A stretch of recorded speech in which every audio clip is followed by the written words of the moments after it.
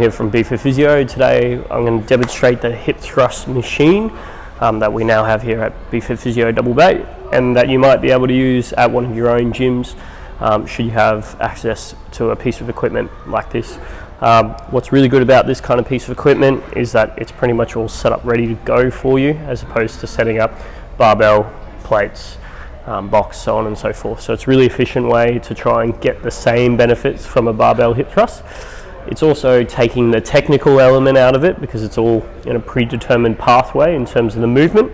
So you literally need to just buckle up and then fire away with the movement.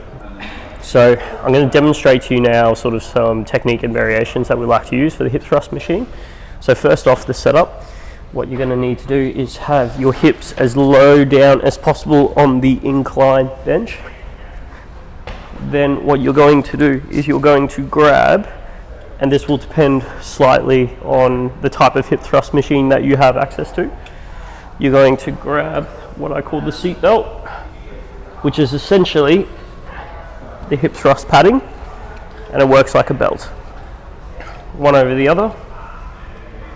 You'll clip in, tighten by pulling the strap, and then you're set there, okay? Then with your feet, it's similar to what we would like in a normal hip thrust pattern. So we want our heels a bit closer to our hips. We want our feet just so shoulder width apart or slightly wider, and toes slightly turned out. Then basically from there, we're going to lie ourselves back. We're going to have our hands at the ready on the handles, and this is our starting position. Now from there, what you need to do first is you need to lift your hips up, like so that you can then move the handles forward. And it's really important when you move the handles forward, you maintain this upper hip thrust position. Some people, what they do is when they remove the handles, they drop down straight away.